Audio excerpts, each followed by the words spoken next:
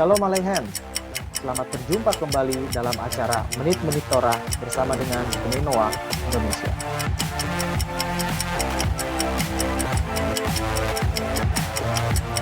Yang berikutnya adalah orang-orang yang gagal paham tentang Kejadian 1 ayat 26. Yang dikatakan di sini apa sih? Marilah kita. Ya, marilah kita itu berarti berarti Tuhannya banyak dong. Kan Tuhan ngomongnya kita gitu. Nah, ini nih yang perlu kita pahami sehingga kita nggak gagal paham lagi. Apakah benar marilah kita itu menyatakan bahwa itu Tuhannya itu jamak gitu kan? Nah, sekarang kita bahas satu persatu. Ini akan sangat menarik gitu ya. Ini ada di dalam kitab Bereshit atau kitab Kejadian 1 ayat 26.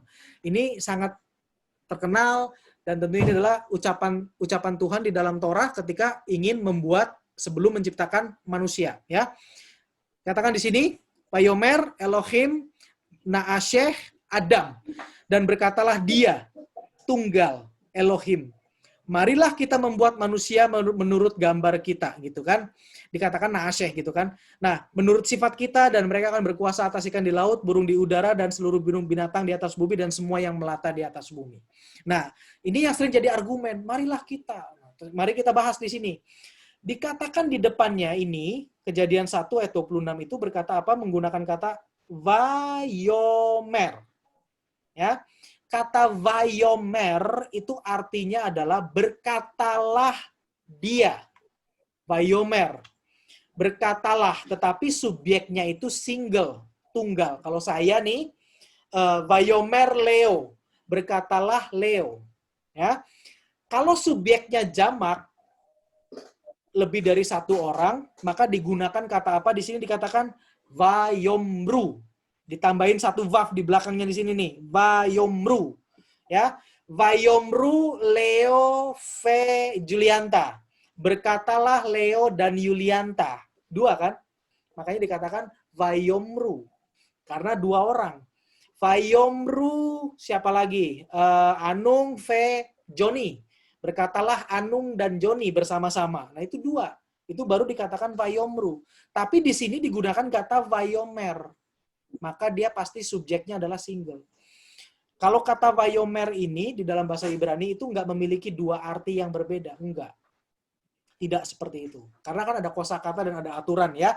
Nah, kalau kata Vayomer itu pasti subjeknya yang berbicara adalah tunggal. Single. Gitu ya. Kalau subjeknya banyak, digunakan kata Vayomru. Nah, maka dari itu, Kejadian 1 ayat 26, yang berkata Vayomer Elohim Na'ashem Adam, dan berkatalah dia, Elohim, marilah kita membuat manusia, itu yang ngomong itu satu, yaitu si Tuhan Hashem, Tuhan yang Maha Kuasa. Dengan buktinya adalah ini, katanya menggunakan Vayomer, subjeknya tunggal. Nah, sampai sini saya harap paham ya. Lalu pertanyaan berikutnya, kenapa marilah kita?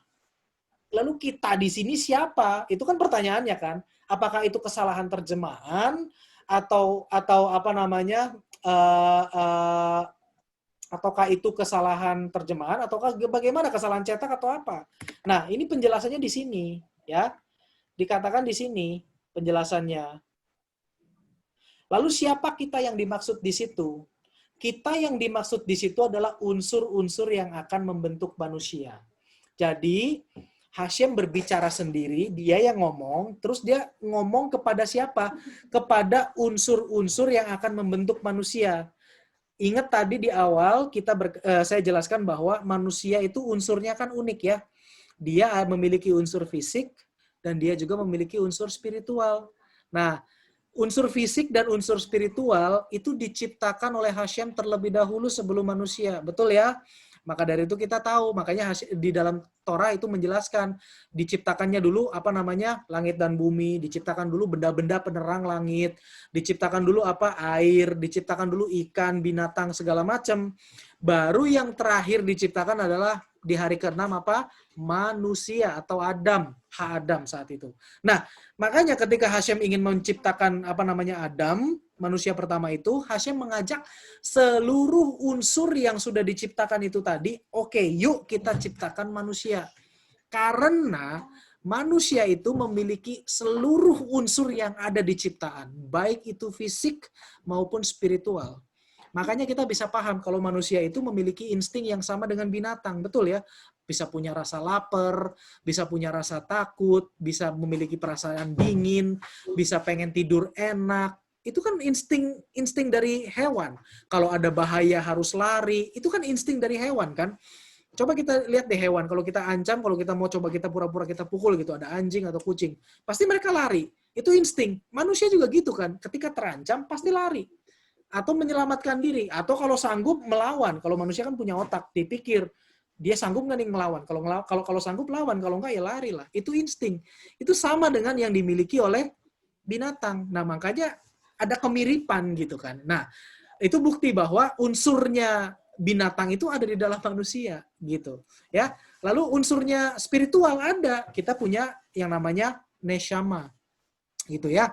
Nah, itu ya. Jadi itu yang dimaksud di situ adalah unsur-unsur yang membentuk manusia. Nah, terus pertanyaannya,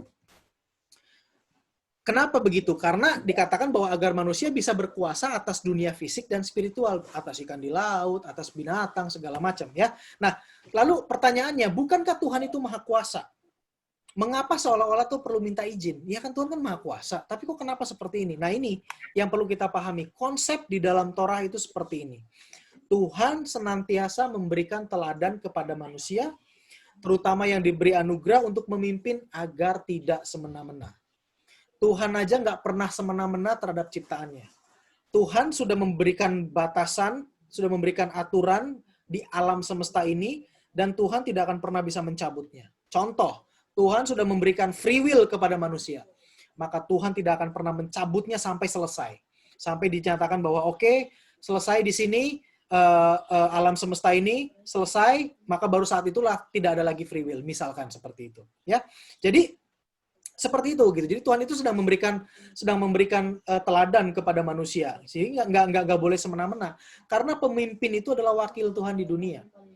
Itu adalah wakil Tuhan di dunia. Makanya buat kita Bnei Noah itu selalu salah satu aturannya adalah 7 hukum Nuh ya. Salah satu aturannya adalah kita wajib mendirikan pemerintahan dan juga sistem pengadilan yang adil.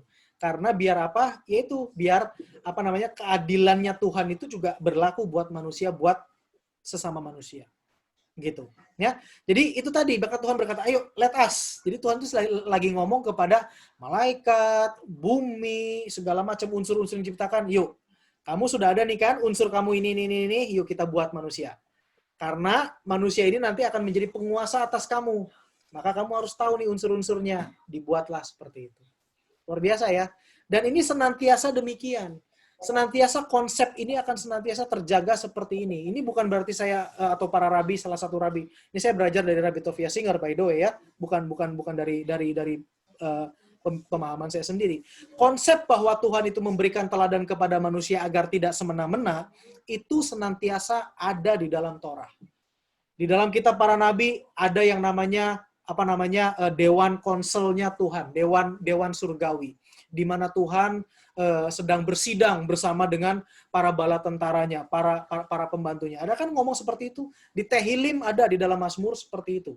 Nah, itu membuktikan bahwa konsep seperti ini itu adalah memang konsisten sepanjang Yudaisme, sepanjang pengajaran Torah dan kitab para nabi.